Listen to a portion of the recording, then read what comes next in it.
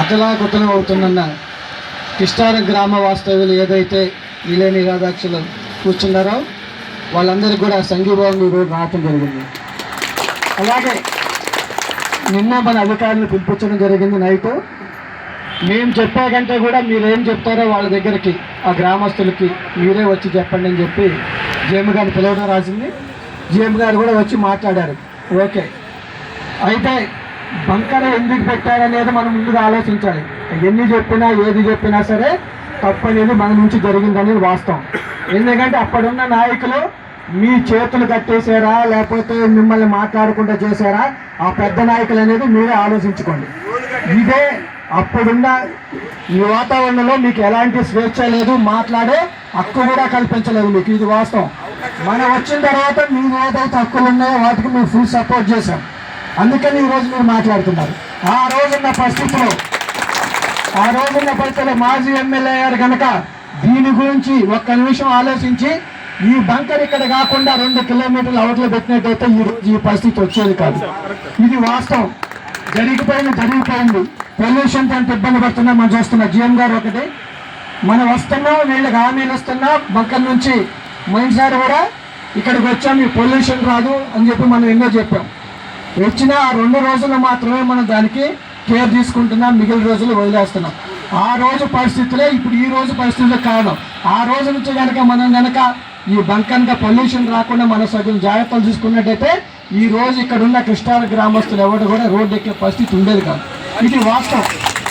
ఏదైనా సరే ఇంకా కలెక్టర్ తర్వాత మాట్లాడటం జరిగింది. అప్పారావు గారు కూడా ఉన్నారు. ఇదే విషయం చెప్తే కలెక్టర్ గారు కూడా దీనికి కావాల్సిన దాదాపు 15 కోట్ల ఎస్టిమేషన్ దీనికోసం పంపించారట.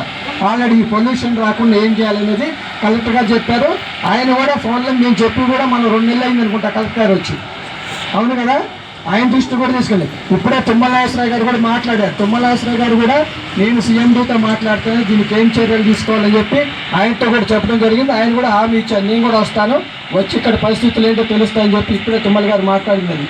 కాబట్టి సరే మీరు ఏ నిర్ణయం తీసుకున్నా దాన్ని కాదనే మేము కావాలని కాదు, ఖచ్చితంగా మీకు ఏదైతే న్యాయం జరుగుద్దో దానికి మేము ఎప్పుడు కూడా సపోర్ట్ ఉంటాం. కాబట్టి మీకు ఫస్ట్ నుంచి కూడా సింగరేణి ఏదైతే బాధిత గ్రామాలు ఉన్నాయో వాటన్నిటి కూడా 100% మేము ఎప్పుడు కూడా సపోర్ట్ చేస్తామని మీ అందరూ తెలిసింది. మీ ఇళ్ళ విషయంలో కానివ్వండి, పొల్యూషన్ విషయంలో కానివ్వండి, ఏ విషయంలో రోడ్లు కానీ దేనిలో సరే మేము 100% సపోర్ట్ ఇస్తాం.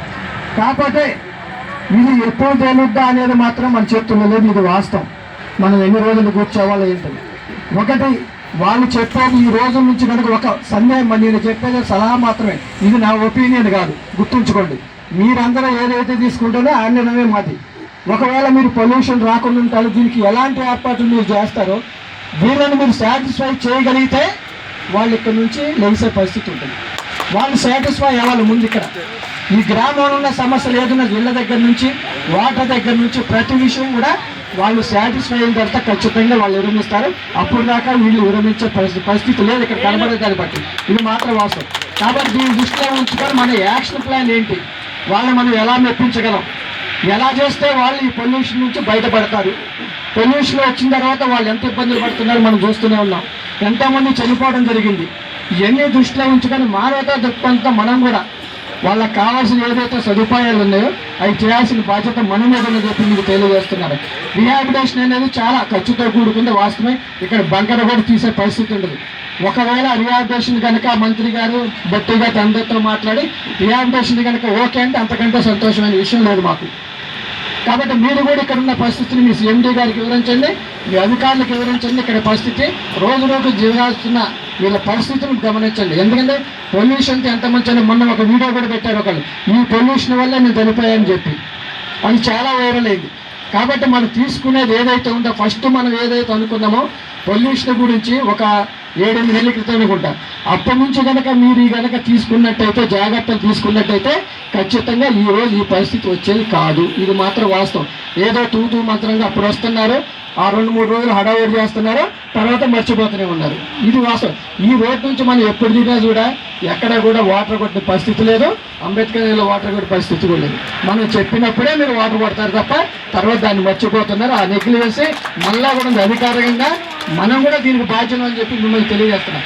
కాబట్టి ఏ విషయమైనా సరే వాళ్ళకి సింగరేణి బాధితులకి ఏదైతే న్యాయం చేయాలో మనం ఎలా చేయగలమో మీ ఫై ఆఫీసర్తో మాట్లాడండి, కలెక్టర్ గారితో మాట్లాడండి, మినిస్టర్ గారితో మేము మాట్లాడి వాళ్ళకి ఏం చేయాలనేది రియాక్టేషన్ ఇవ్వాలా, లేకపోతే దీనికి కావాల్సిన పొల్యూషన్ అరికట్టే విధంగా ఏమైనా చర్యలు తీసుకోవాలని.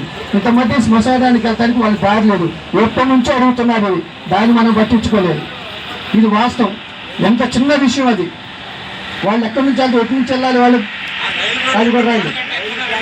చాలా చాలా దారుణం అది. కాబట్టి దాన్ని ఇట్లాంటి చిన్న చిన్న మనం మీరు సాటిస్ఫై చేసినట్టయితే ఈరోజు ఈ పరిస్థితి ఉండేది కాదు. కాబట్టి ఈ 10 రోజుల్లో మీరు ఏం నిర్ణయం తీసుకుంటారో, ఆ పొల్యూషన్ రాకుండా ఎలాంటివి తీసుకుంటారు ఒకటే చెప్తారు.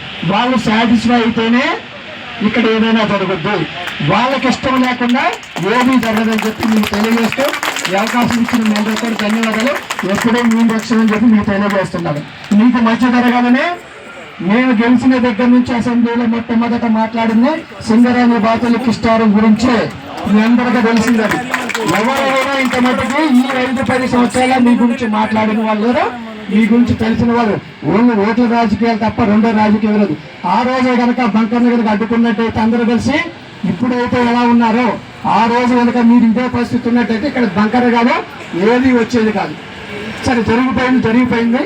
రాబోయే కాలంలో మనం ఏం చేయాలన్నది అధికారులు మీ మీద వదిలిపెడుతున్నాం. దాని గురించి దృష్టిలో ఉంచుకొని వీళ్ళకి న్యాయం జరిగే విధంగా మీరు చేయాలని మనస్ఫూర్తిగా కోరుకున్నాం. Thank you very much.